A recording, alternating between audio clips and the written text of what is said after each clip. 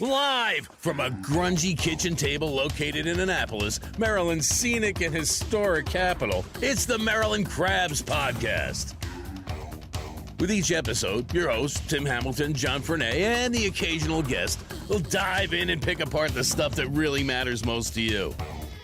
We're too lazy to actually solve any of these problems, but we can definitely stir the pot. From schools, politics, parking in the fire lane, to those horrible people who drive BMWs. And here with this week's episode, live from the kitchen table, Tim Hamilton and John Fernay. It's Maryland Crab time. Hey, this is John Fernay, and Tim Hamilton's over there across the table. And we had to figure out what we were going to talk about, and we thought that with the booming, I guess, Hispanic Latino population in the county and the city, that might be an interesting topic to do. And we brought in the unofficial mayor. That voice here is Walter Vasquez.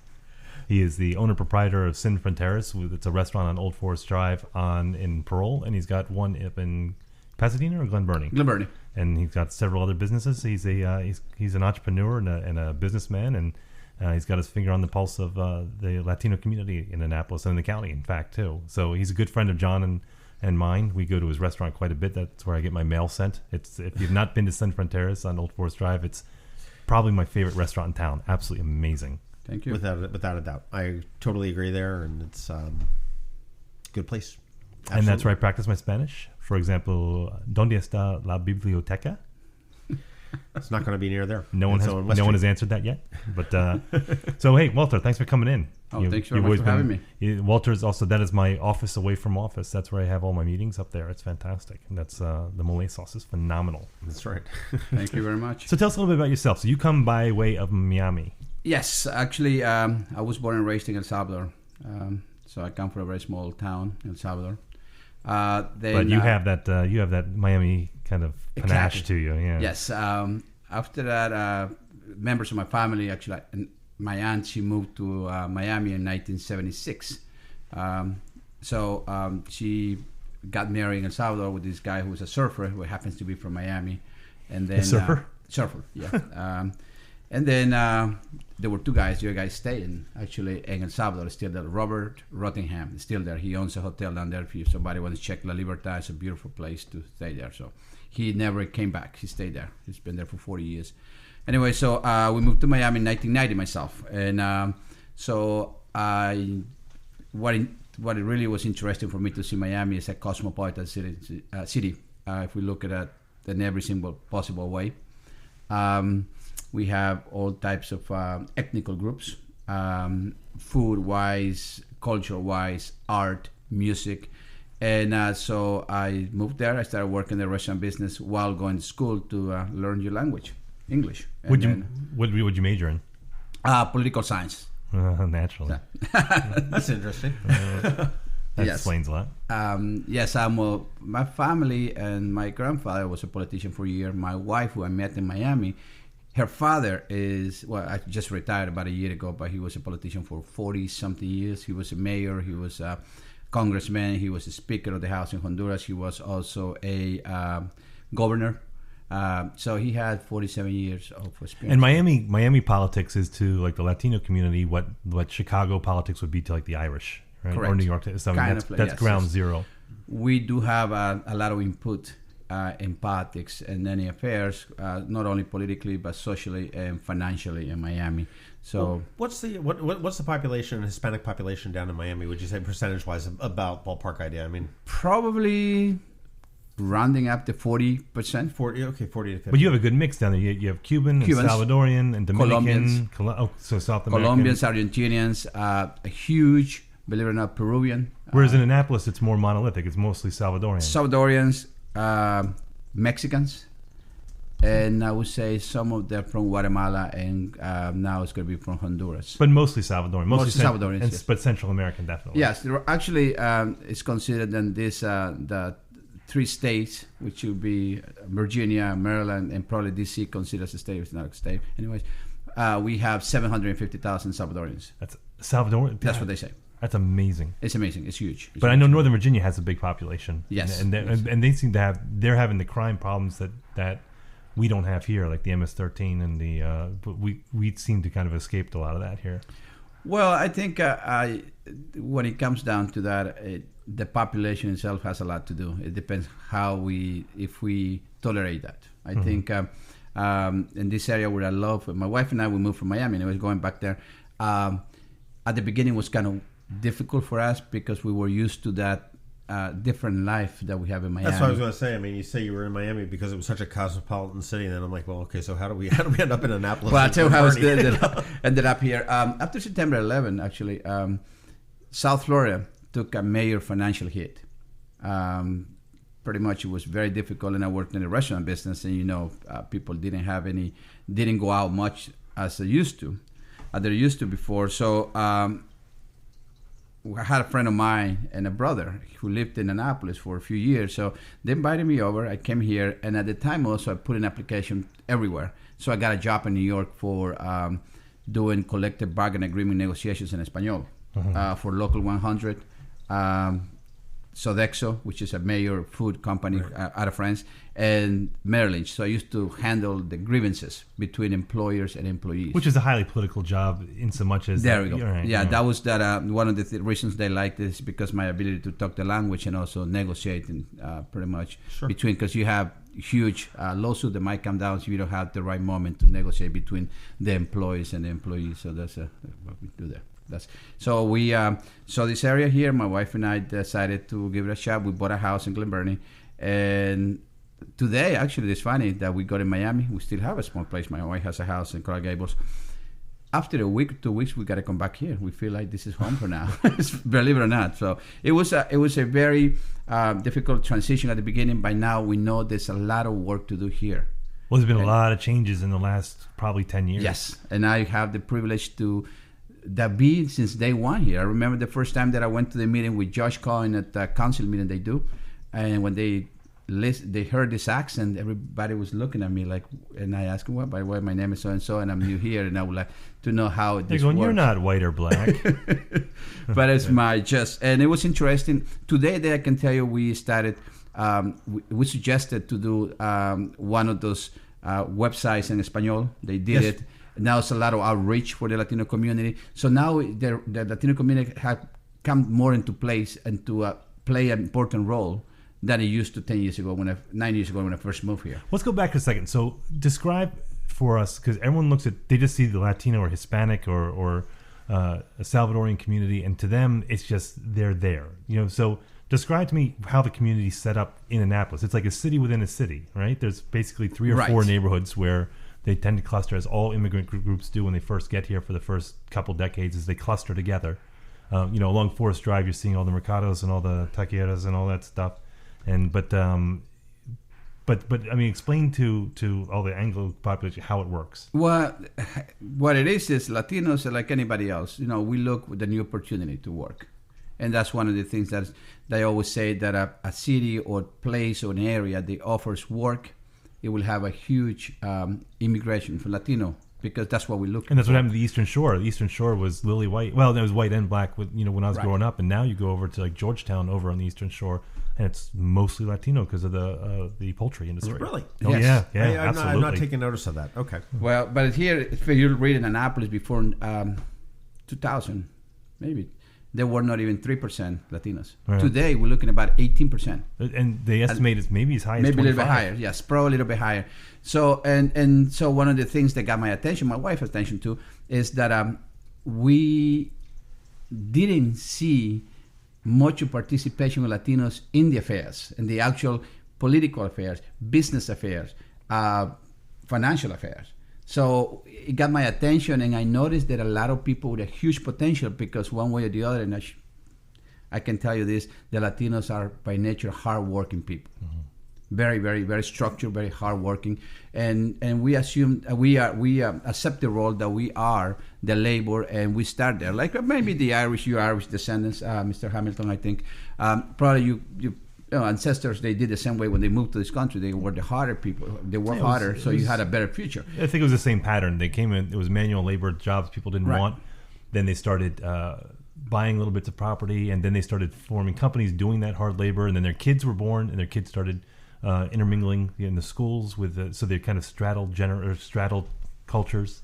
Yes. Like I see that now when my kids go to school with all the Latinos are from Forest Hills, and they're part American, they're part Salvadorian, they're part there's that mix there that it takes 2-3 decades before. We got here. I think we accelerated the process for various reasons. One is because there is a demand for a second language, for Spanish. Sure.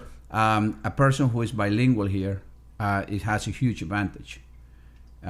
Because it's a communication skills, and a lot of the workers, for example, my little one is only 18 years old. He is perfectly bilingual. He's taking French now anyways, but at the moment he goes to apply for a university in this area, he will have a huge advantage because it's a necessity. If he wants to be a doctor, that's why he's going to be a doctor. He will have a disadvantage because be able to communicate in two languages. Not only the language, but he has the two cultures. He might understand a patient better than somebody who doesn't understand the culture than when it comes down to the job. And more than any other country, I think the United States, at least when compared to Europe, we don't put an emphasis on learning several languages. No, we don't. Most of the world is bilingual or trilingual. And we don't make an effort. Europe has, usually most of them are trilingual in Europe. But remember that, yes, because in Europe, from one border to the other border, you find not only different ethnic groups, but also different languages and religions. The United States of America, if you remember with the doctrine, Monroe Doctrine back in the days, in the 1900s, it was pretty much isolated. So there was no need. So if you go from New Mexico to California or to Alaska, wherever you went, it was the same language. Right.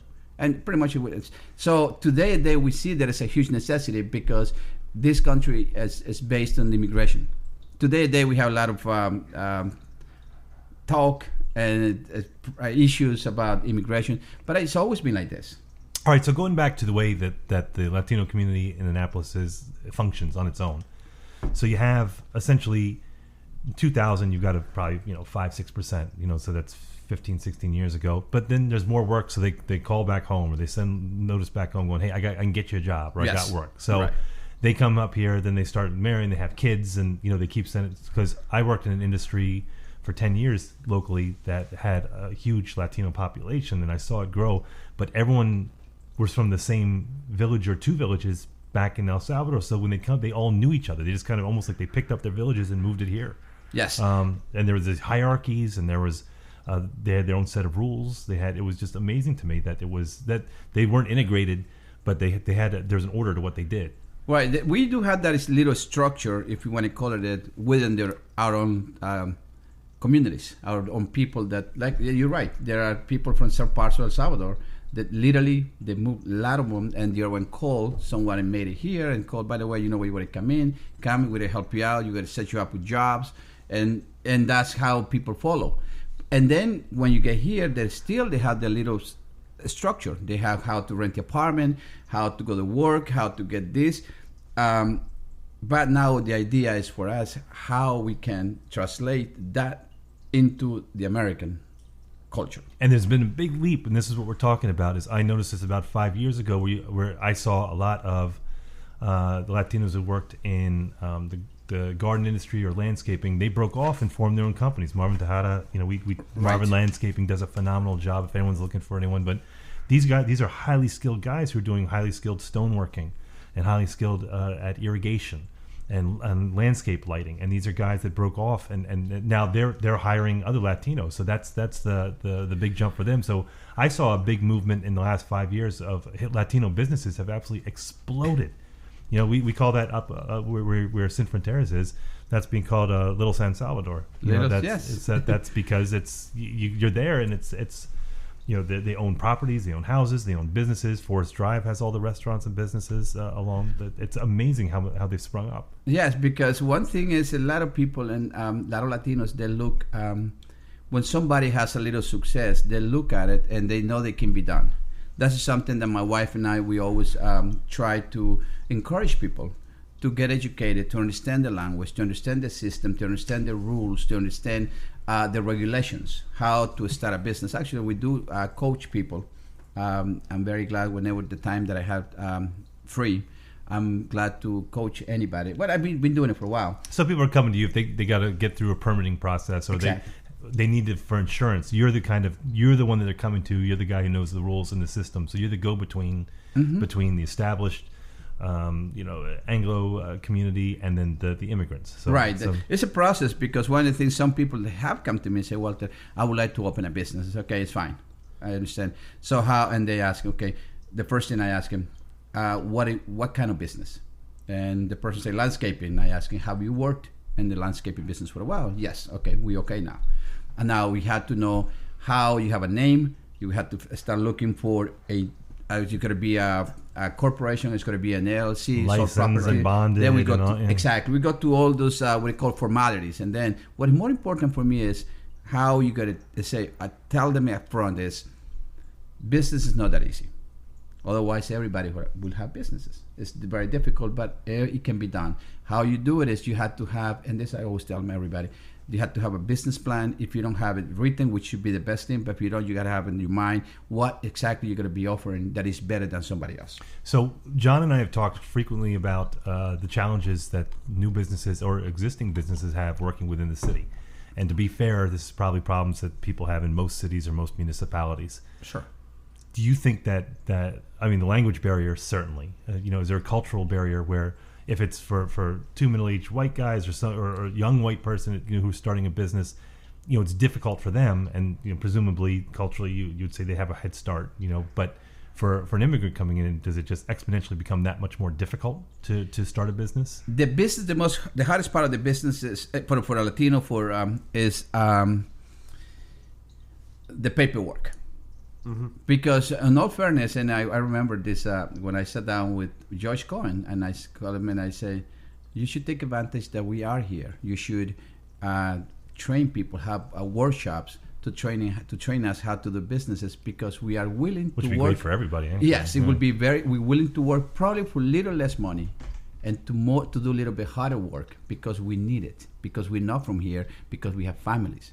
And this is we decided to come here because of work. We didn't come here for kicks. We came here because we like to work with some more opportunities.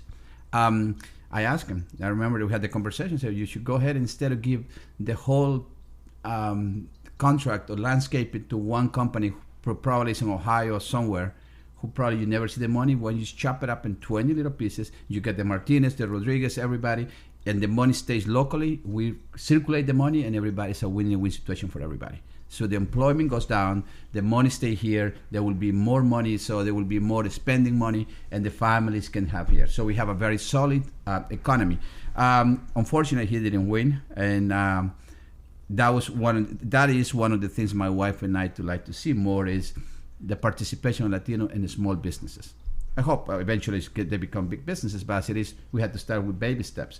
And that's what the hardest part is, the paperwork. All these formalities, how do the taxes, how we do the accounting, licensing, permitting, everything. But the city lately has become more easy, a little bit easier to work with than it was when I started. Well, I know the city and the county have really tried to streamline permitting processes and whatnot, and I know they're looking to endorse or embrace the Latino community. I'm just looking at the county is about 9% Latino. Yes. And the city is at 16.8, and that was in 2010. So the city Latino population, and to put that in perspective, it's 26% to Black or African American and 60% white for the city of Annapolis. So it's a growing community. Fast. That's going there. Question. Back at home in El Salvador or Guatemala or Argentina or wherever. Are permits establishing corporate structures, are those non-existent down there? No, it's completely different. Down there, see, one thing that I like about the American system is that it's a fair shot for everybody. A little bit more difficult because of the language, of course, but the language is still that official language is English. And now we have Espanol. We have actually, I think we can have a liaison here in the city of Annapolis. So, but the structure is a little bit different. Actually, I would say the American structure, when it comes down to business, is a little bit easier. How so? Because everything is informed. Everything you have, all the paperwork, you just fill in the blanks. This is going to be it. My corporation, my name, and you go for the licensing. So I think it's pretty much make easier. Now, how the offices the agencies execute that, that's a little different story. But exactly what it is, and when we go there and we see the paperwork, it's there. How you're gonna have a corporation, you're gonna everything to have a identity, you can have it, and it's not that hard. The hardest part is the process can be a little bit faster. How's the city responded to the increase in the Latino population? I mean, or the county? I mean, I think it's kind of a slow process, and the water is boiling slowly, and people get used to it. What has been now, and to put it in perspective, if you want to win the mayoral seat in Annapolis, you've got to look at the black vote. That's an important part of it. Where do Latinos come in at this point? That with that formula, which they have not been ignored, but hasn't been courted either. They haven't been seen as a voting bloc. They haven't been seen as someone that you had to go to in order to be elected. Can I interject real quick before you get onto that? Just I'm looking at the census numbers here with the 60% white, 26% black, and the 16% Latino, Hispanic. I mean, you sit there and you mentioned that the black vote is critical to winning the mayor's seat. Typically, the African Americans vote Democratic, and typically we have a Democratic thing. So yeah, obviously that is because if you take the white, and they're either split between Democrat and Republican, which they aren't, but I mean, then there's some that just don't vote. I mean, the black population at 26% which is a Democrat is typically a solid voting bloc, right? Is there? And then you look at the growth of the Hispanic thing, and obviously, is what you're saying is that these are you've come here, you want to work, you want to do this, and that's a population that you need to look for. Right. I would say in the next few years. Actually, I don't have the number correctly, but a few years ago. There are a lot of kids that were born here, a lot of Latinos that become American citizens. And they're all probably middle school, high school at this point. There you go. That's your baby boom right there. Exactly. That's in the next 2 to 3 years. So yeah, they're between 12 and 18 now. Yes, it could be a huge chunk of kids. That was Walter's Donald Trump impersonation there. It's going to be huge. It's going to be very... I think in the next years to come, and that's what we're trying to do here, to organize that, Latinos will have pretty much one of the biggest impact in local politics. And by the way, going back to my Irish heritage, there was a great book called "When the Irish Became White," because they weren't considered white till the early 20th century. Mm-hmm. Yes. And the reason being that they passed, and they became middle classes. They discovered politics. And they discovered that that they were a voting bloc, and they started running candidates, and that's how that was their backdoor in. And that's become kind of the stalwart sign that your group is gaining clout, is when you start running candidates of your own and start voting as a bloc. When that happens, all of a sudden you're players. Well, that's the idea, because since I moved here, I noticed that a lot of kids. We're talking about in 2007, my wife and I would move here. But in the last few years, at that time I knew there were a lot of kids that were 5, 7, 10, 12. Now they're 18, 17, 15. That's the baby boomers right now. So what we're looking at, probably the number is not accurate, but I would say probably 400 votes. Easily, it's more than that. But let's say, to be safe, 400 votes in Annapolis. In a town where you need 3,000 votes to win an election. Yeah, that's significant. It is pretty much, and not only that, but remember that it's growing, and a lot of those kids, they don't understand the process. So those votes are there, and whoever goes and understands the Latin culture can get them. And the idea now, what we're doing is try to see how we can form alliances, politically speaking, for the coming campaign, for the coming election, which is in 2017, and then it will be strong. So let's, for example, Afro-American Latinos. Believe me, if we can do that, and we can work out an alliance and find the candidate that represent the best interest of those two communities, we can swing that election in a given second. Yeah, in an election, the last one was what, 58 votes? 59, 54, somewhere around 54. Yeah, so I mean, yeah, it's significant. It's probably a number that keeps Mike awake at night. Well, all right, so that's where it gets interesting, because we were talking about this before you got here, the whole identity politics, which has defined this general election. It's defined by conservative and liberal, not necessarily Democrat and Republican. But we said that also, and you and I talked about this, does it really matter on a city level? Does it matter if you have a Democratic or a Republican mayor? But if saying you describing the recent immigrants over the last 15 years, they want to work, they want to form businesses, they have they're going to start worrying about government red tape. that when you say that, that's Republican. That right there is that all of a sudden you're ticking off, businesses, business interests, starting businesses, having government stay out of regulation. Those are very Republican issues. And of course, Miami is pretty, especially the Cubans are notoriously Republican. Right. So I don't know if that's going to come into play because, again, I don't think we happen to be Democratic, but we have a Republican mayor and he didn't run as a Republican per se.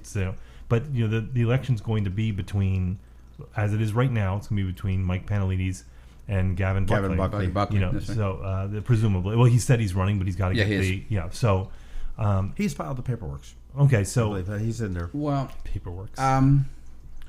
The thing is, when it comes down to local politics, and that's something that you and I, we have spoken about it, and now Mark, my friend Mark Rodriguez, you know him. Mark Rodriguez, for people who don't nice. know, Mark Rodriguez is the aide to Jared Littman, who is the Ward 5 alderman, and he's going to run for Ward 5. Right. And this is something... Which is not a fiercely contested ward generally, by the way. Jared Littman had seen the need for some sort of Hispanic representation, and yes. he reached out to Mark to see what he could do and to sort of bridge that to be a more effective alderperson.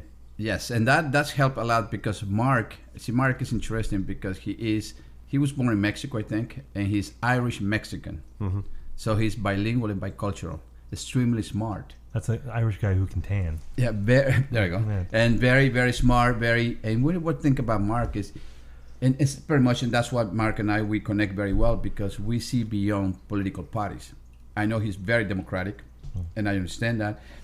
And that he represents that, but he understands that when it comes down to local politics, the political party should not have a big impact as much as the person. Thank you. I totally agree. We're not talking about abortion or anything. We're talking about potholes potholes and sidewalks. For me, it's very important that the person who's going to represent the city of Annapolis, regardless of the political affiliation or political preference or party, if I say that, party affiliation, should be more the person who is going to willing to represent the city who has different ethnical groups. Well, yeah, and we've gotten very parochial. I was thinking about this the other day, that if you look at the way the city, and we're a very small city, but we're broken into very, very well-defined areas.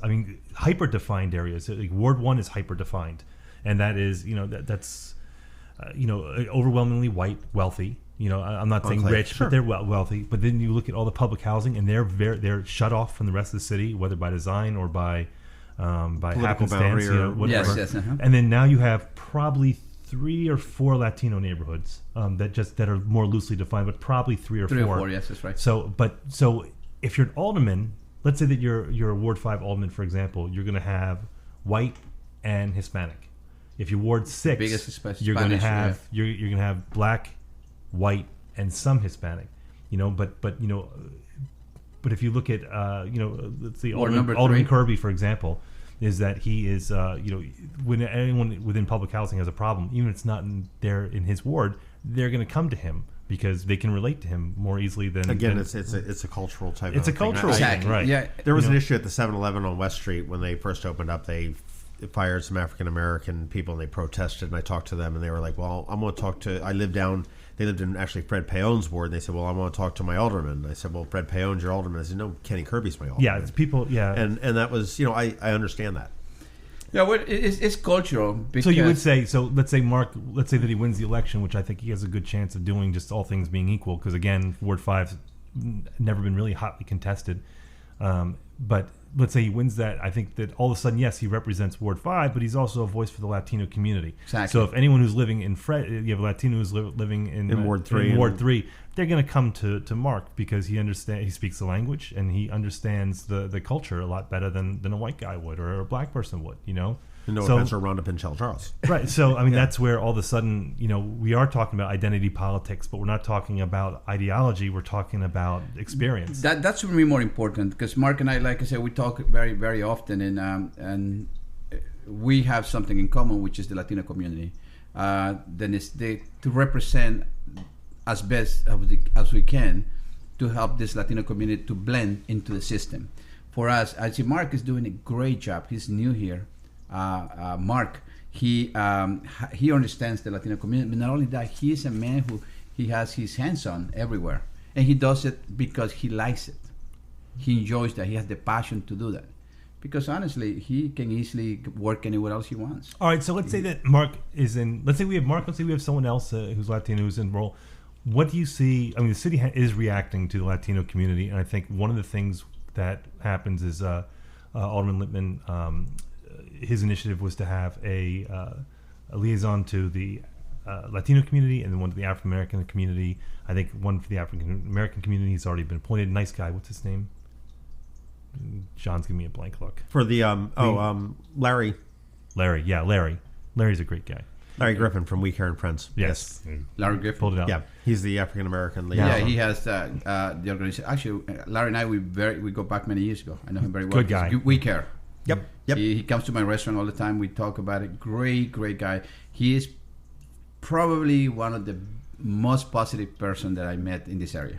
I agree. Very positive, very hardworking. We Care and Friends does great work. And he means work. well. That's what pretty much I think is a great guy. I think the city, that was a great addition they did. So the Latino liaison, what does that look like to you?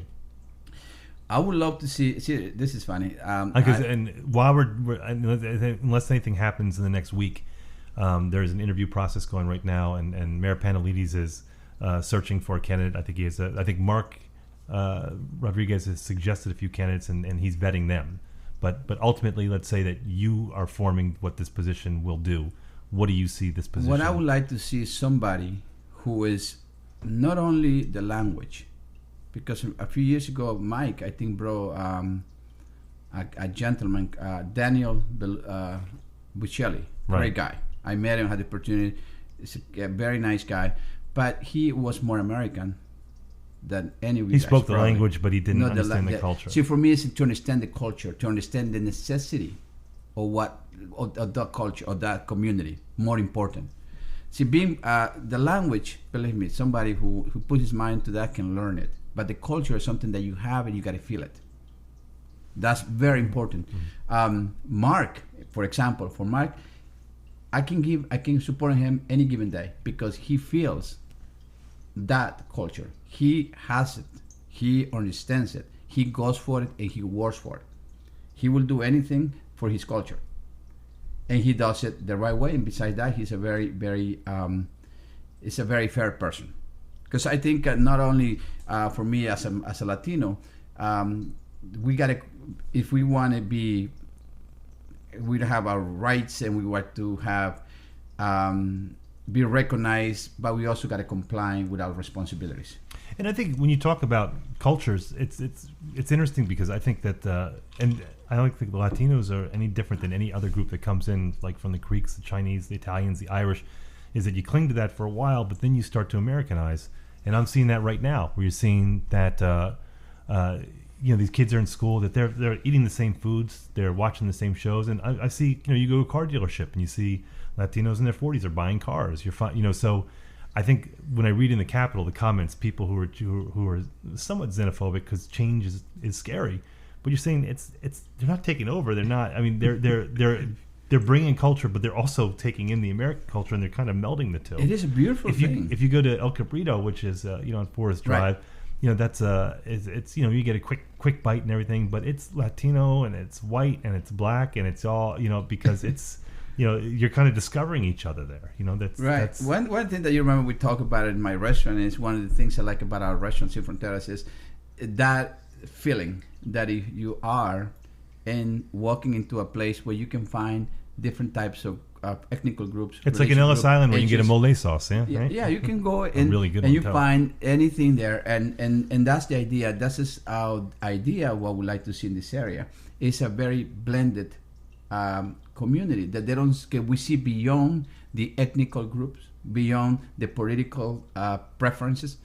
We see beyond religion preferences. We see just a city that we all live here and we can live together. Okay, so get better. Back to the liaison. So let's say Senor Vasquez is coming up with the whole concept of the liaison. What do you have them do? What is their role in the community, and what is their role within cities? So what is their day to day?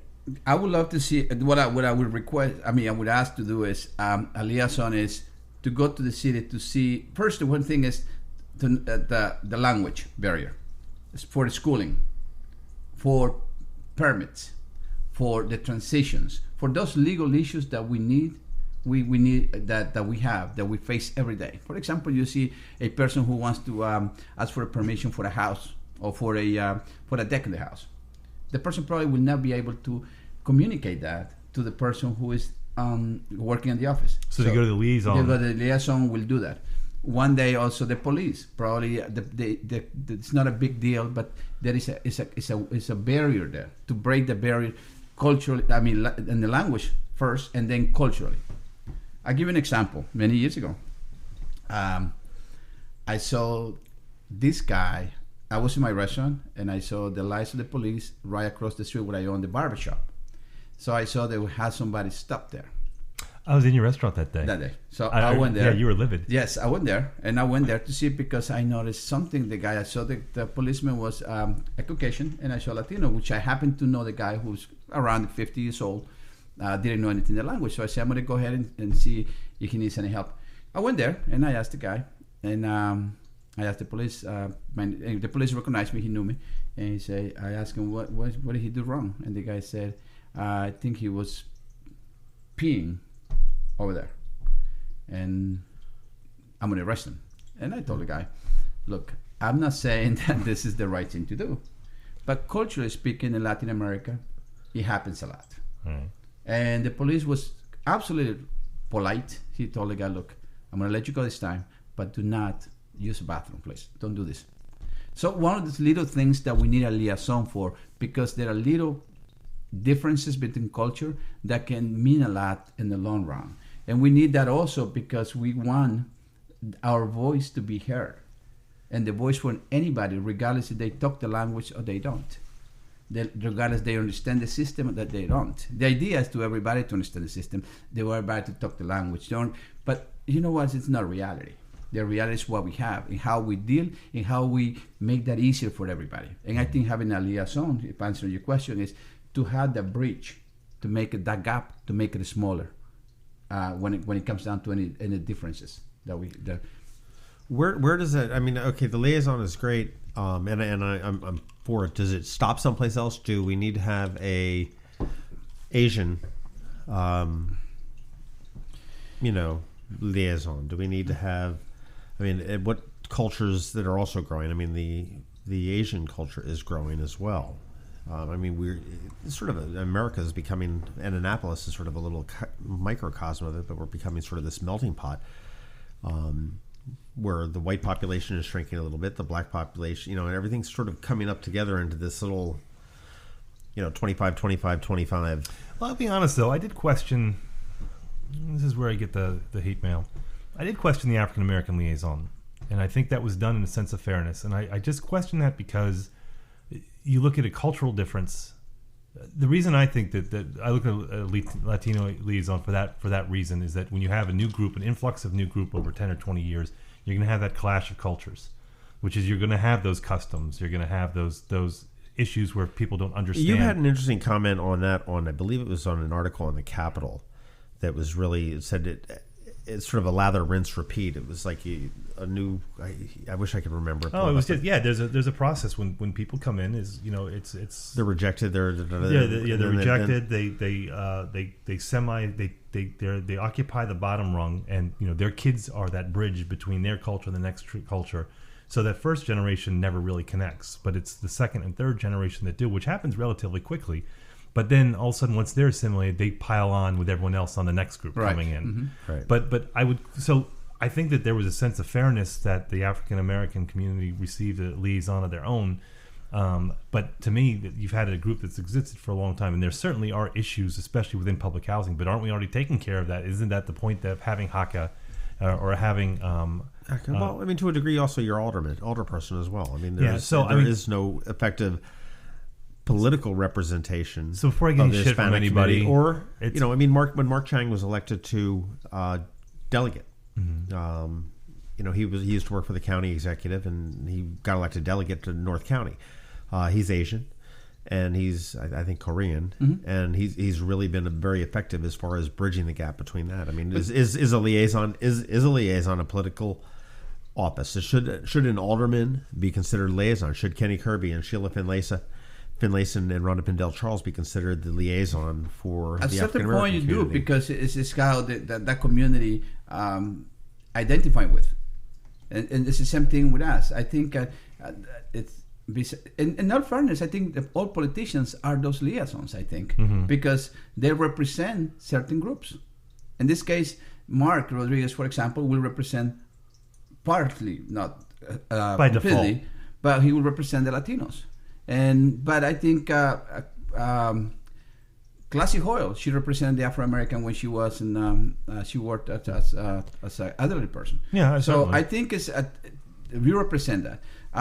The idea, and one of the things that I always would like to see here is, and that's why right now it looks like it's very hard. But the idea is to have everything coming, like you say, together, to have this cosmopolitan city, and where we see, like I said before, beyond those differences that we have ethnically, religiously, culturally, and we become part of Annapolis or Arundel versus Latinos or Afro-Americans or Caucasians, what we're talking about. So this here. might just be an awkward transitional period that we're going through. It is going through, and I think in a few years down the road, you might see more Ramirez and probably Ramos or Vasquez having seeing as a normal, probably a law office with a name or stuff like that. And that's the idea. And next to it is going to be the Smith, and it's going to be the Afro-Americans, and that's the idea. Miami is a perfect example. That's one going back when we started this conversation is. Living in Miami for me was absolutely great experience because I saw how a different types of groups, ethnically and not only ethnically but in political status, social status, how they come along and they give the identity to Miami. And that's for me is something that I always will. I love to see that, and I would like to see it around here that way. You said you mentioned before we started here that you had purchased a house here in the city. You lived up in Glen Burnie, and you said we're going to see a Vasquez. We're going to see a Vasquez running for alderman or mayor or something like that. No, I don't see that happening. The simple fact is that I think we all should know what we do best, and I think I Como do se best. dice puppet master? No, I see it. I would like to see more to help the city.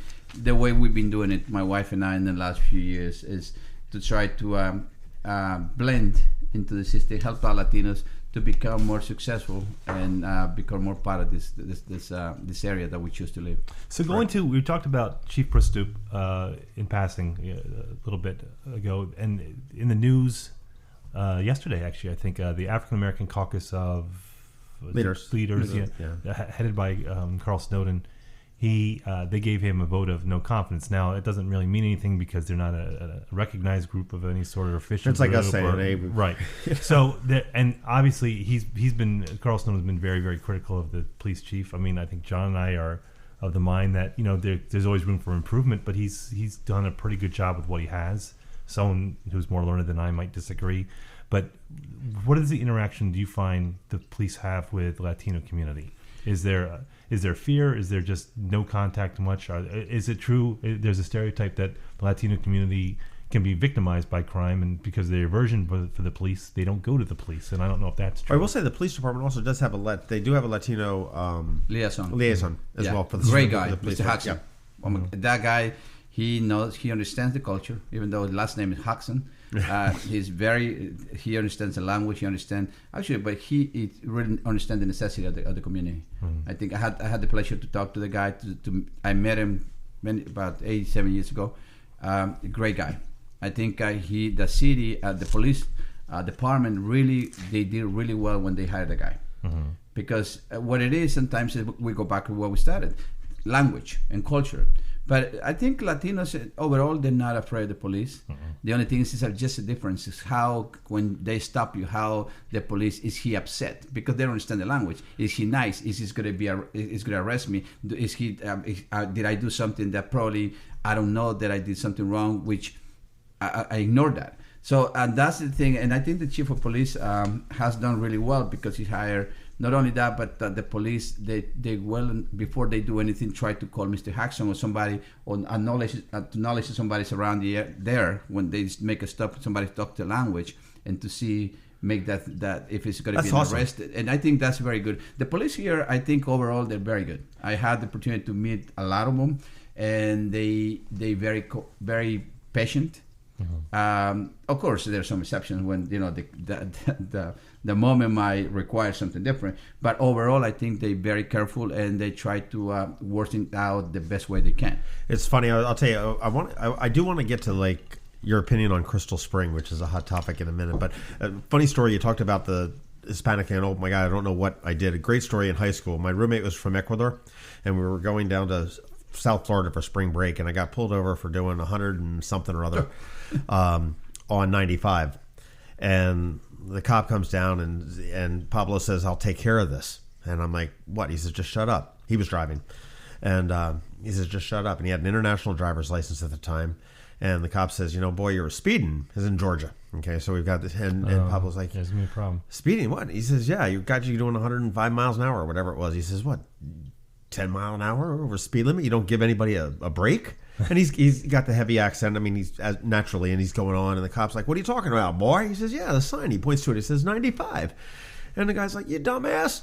That's the road number." And he says, "You follow me." And we drove a mile down the road. We stopped in front of a 65 mile an hour speed limit. The cop pulls him out there and says, "That's the speed limit." And Pablo goes, "Oh my God."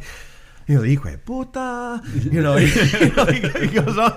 And the cop let us off. And I said, "I can't believe that freaking worked." But it was, but it was pretty amazing. But it's with me, I do a lot. I mean, I understand. That's one of the things that also the police, teachers, all those little details. That's when we need the liaison. We got to communicate the teachers and the parents with the kids, how the kids can do better, what are they not doing well, what not assimilating. Same thing with the police, same thing with the businesses. So I think a liaison is needed, but we need the right person, the person that will do that job according to what we need, not just to fill in the position. Is that somebody who is qualified to do and understand the culture, and that's hopefully we have someone in there pretty soon. I hope so. You had said earlier about the Latinos and the Hispanic community comes in and they want to do the jobs, they want to work, and they want to build businesses, and they want to build futures and everything else here. One of the big buzzwords that's going on is Crystal Spring, and I personally am in favor of it. I think it's going to be wonderful. I know Tim and I disagree with whether the traffic can be handled. We got to point out that you and I both live along the Forest Drive corridor. That kind of shades my view, and I'm not against it. I just got to say that. The traffic is what is not. That's the one thing that's not being addressed. I think that can be mitigated. I think we do need the studies to do it, but I think that certainly is. I think that's the least of the worries there. The school argument is a red herring. Just because the people that are going to live in a non-continuing care community. I mean, first of all, what young family is going to move into middle of a continuing care community in $400,000+ townhomes or apartments? So there may be one or two, but not too many. And the environment is obviously the big thing there. But then I think that's what sucked all the oxygen out of this, and I find that with a lot of the I consider myself an environmentalist, but I feel that the environmental aspect of all of the developments that are going in, that becomes the cause to defy it. Well, that's the go-to thing. That's the low-hanging fruit. That's the thing saying, "Oh yeah, you're cutting down trees, and Ellen Ware got us to be a tree city or something like that," which is a great designation, and development is there. But Walter, what's your thought on Crystal Spring? Well, I know this question was going to come at a certain point. Yeah, as you know, I think Crystal Spring. See, what we notice in this city of Annapolis, the decision-making process, I think, should be done according to what the system that we created, and we got to follow and believe the system. So you're saying, here are the rules. They followed the rules. Let's do it. Right. Okay. I mean, this is not disliking context. It's what the rule says. I think that Janet, the owner, she has the property rights. Besides that, and we're looking at it, advantage and disadvantage, I think the city of Annapolis needs more. They need Crystal Springs to be built. I'll tell you the reason why. See, the city of Annapolis, most of the money Mm-hmm. and you should know this. Most of the revenue comes from real estate property taxes and fees, commercial and fees. But I think it's about 70-something%. So this it's come from taxes, real estate property taxes, commercial and residential. So if we don't have any development, you keep on pounding the same people in taxes. This city, the taxes are very high. I don't know if you guys how much you pay, but it's extremely high compared to the rest. Oh, we're in the county right now. At the county, this is the county, right? But the city, that's one thing. Second thing is the city also needs to accommodate those who want to retire. I mean, there are a lot of people in the Navy. I see you have a Navy shirt. A lot of people, they spend their life with the Navy, and that's their life. They would love to stick around here and have a place where to live so they can go and visit next to the place where they defend. And besides that, Crystal Springs, they are saving pretty much all the environmental, all the requirements they ask for, they're doing it. The thing for the Latino perspective is work. They will bring at least during construction 800 jobs. And to be probably most of the jobs will be done by Latinos because that's the type of work that we do. After construction work, they will keep 350 to 400 jobs. No level entry because they are committed, the builders, to train people to not to go make $8 an hour, but to get better salaries. So if you see it from that's what it's very attractive to us. And do you see, like, if you have these developers that come up with these large projects at some point where they see an ally in like the Latino community and they're trying to push it past the NIMBYs and the red tape, then all of a sudden they're going to you guys going, hey, can you get behind this project? Well, for me, I'm looking after the best interest of the Latino community as well as the city. But there are a small group of people in this city that and environmental, and I think a lot of us, we have some, we are environmentalists at a certain point. We are environmentalists, but also smart growth has to take place because the city. I mean, this city probably 20 years ago was smaller. Oh yeah, I've seen a lot of changes in 20 years I've been here. And so, and that Crystal Spring will be a great impact and a positive matter for the city. I mean, traffic. People over 65 years old, how much do they travel? How much do they drive? How many of them they go to school? How many of them they work? So we're looking at, and they have the life planned. They will be spending money in services. They will spending money employing people cleaning their houses, helping them out probably to take them to restaurants, the basic services. So pretty much it's a win-win situation for the city. Now, there is a small group, like I said before, that they live on the water and they don't want it to be disturbed. And that's a different. And it became political in a political battle.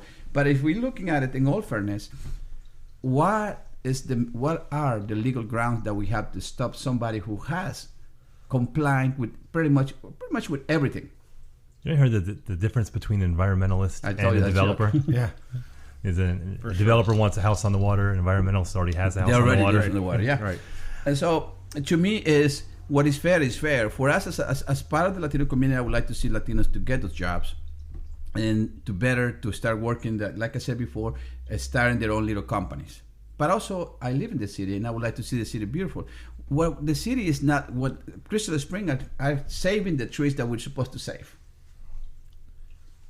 And they are. Right. And probably it's a bigger number. Well, I think we're going to see this come to a head pretty quick here.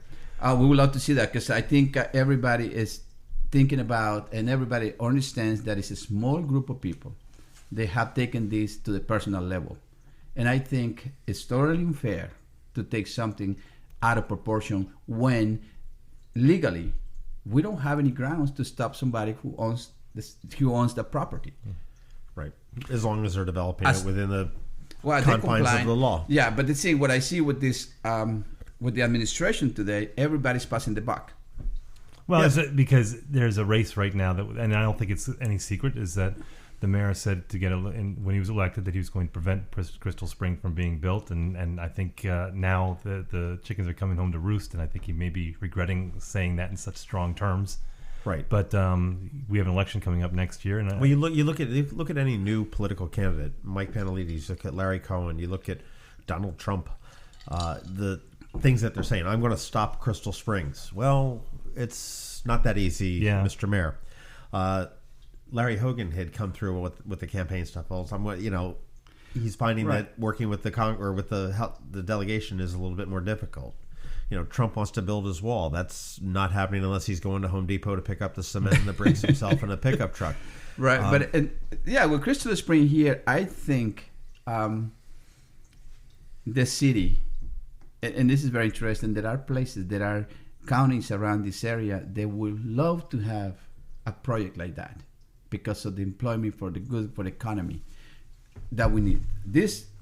I try to Forest Drive very often, pretty much 4 or 5 days a week, off and on hours.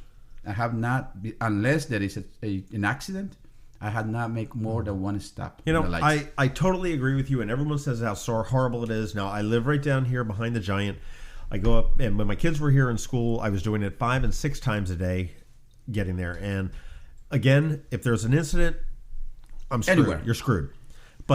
And that's a whole other thing. Anywhere. City doesn't know how to deal happen with. Anywhere. But typically, not a big deal. I wait one turn of the line. If I get caught at a red light, I wait through one cycle of light, and then I'm through. I will say that improvement they made 7 years ago when they widened it. That was because it used to be if you're coming inbound, you were on Aris T for a long time, every day, and you don't have that anymore. And that would be a little bit of my position on where I think the traffic may not be that much of an issue for Crystal Spring, because if you remember when they widened that, everyone was squawking, and there was a stupid Verizon pole that sat in the road for 7 months. I forgot about that. But Leopold was really holding everybody at bay, saying, "Hey, wait until it's open. And it was right. It will make a difference." And sure enough, man, they opened up. They got that pole out of the road, and they opened it up, and it was like, wow. Yeah, it's true. Like going back to Crystal Spring, for me, I think it's that small group of people is pretty much denying the city, denying Latinos to have the opportunity. Because for some of those people, most of them live in the water. I can't hold it against them because they're well off. I have not, but you got to understand one thing. That is their opportunity, our opportunity to help this Latino community. That community, that hardworking people, they need that work, and also it will be great for the city. Right. So we are denying a win-win situation because a small group and because someone, a mayor, said that, and today they still, I think, probably he regrets that. I don't know if he doesn't, but the reality is, we have to understand that this city, if you want to live by yourself, go to Montana, you buy the street. By 200 acres, I understand that. You're there. But yes, here it's going to happen. Development will take place, and this project I think is very attractive because the truth of the matter is that are complying with everything. I think the city has asked more than they were supposed to, and they complying with everything. So my question is, where do we draw the line? Where are they going to say enough is enough? Let's get it done, because it's like if you go to a job interview, you have all the qualifications, you did everything, and they say, well, let's see. It's totally unfair. It's totally. I think we should be, the city of Annapolis should understand that this it has lingered too long, and it's time to stop it and finish it up. Let's approve it and let's go. Let's go. Yeah. All right. Speaking of time, we are out of time. Wait, before we go, because I see you got your piece of paper there with all the cheat notes about one thing. All right, we started this thing. We said the Sin Fronteras is our favorite place. One of our favorite restaurants. Thank you so much. Right? Oh yeah, I love it. And it really is. And if you've never been, Old Forest Drive and Old Solomon's Island Road, right next to the sketchy liquor store. Don't worry about that. Go next door. You have the best. He's a friend of mine. He's a great guy too. Yeah. Best Latin food anywhere in town. But where do you go? Where's your favorite place? And this is totally ripping off the Annapolis podcast. Yeah. But we're shameless. I repent. Actually, I think every single place in Annapolis has its own. And you're not running for mayor. No, I'm not. I know that. But they have a beautiful. They all have very good. In Annapolis, we're lucky. They have very good places to eat. I go to a lot of places. My wife and I, a lot of places. One of the places we like to go is Big 909. It's ridiculous. We were just talking about that. Also, Tsunami. Oh yeah. Okay. I think they have great food. There are a lot of good places. I think those are the two places that we visit a lot. the little lobster sandwiches on Main Street. Mason's. Oh, Mason's Lobster. fantastic. Yep. Excellent. So I think, what's the other place I really like? Level. Oh yeah. Okay. Tapas, jalapenos. So we go out a lot. So we try to go to local, unoperated restaurants. We're lucky. We got a really deep selection of really great restaurants locally. We do. Has that new Mexican joint on West Street hurt you at all? Which one? That Taco Bell? Oh, I think yeah. So is that okay. Actually, they're doing very good commercial. I think they're helping me out because they bring some people over. I don't know. I'll tell you, takes care of that post midnight rush. So if you haven't yet, you got to get over to Walter's place. Thank you. 909. It's serious, or Vin 909. Enjoy that. But the Sin Fronteras, that seriously is probably my favorite restaurant in town. Appreciate it. Sin Fronteras, translated without borders. Without borders, food wise. For us, I like to, because my food is not just for one region. We have It's not Mexican. We do have Mexican Yeah. influence. We do have Cuban, parts of Peru, Central America. We put it all together. Right. That's exactly what it means. It's a fusion with the new word that's going to come into place, which is very new in Miami, called mixtura. What it means is a mix between not only cultures but different types of ingredients and food. Very cool. Well, thanks for coming in, and so thanks for listening. And you can find us on Facebook, on the Facebook group and the Facebook page, Maryland Crabs. Go to themarylandcrabs.com to look at other episodes you might have missed. And you should. Oh yeah, they're really good. And then Twitter at MD Crabs Podcast, at MD Crabs Podcast on Twitter. Email info@themarylandcrabs.com. And on Twitter, you can find me at Tim Hamilton 47 and John at Annapolis. And what you need to do is go download it, subscribe on iTunes, and when you're on iTunes, give us a rating. And review.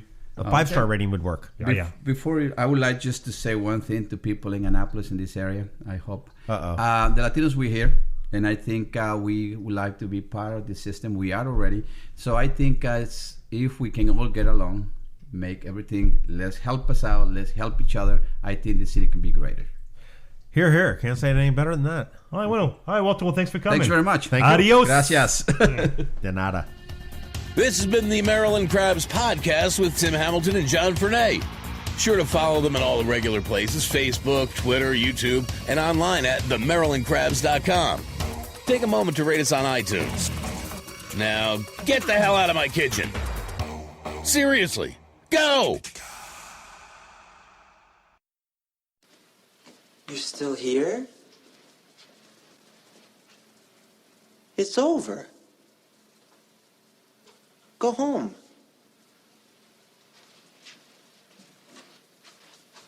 Go.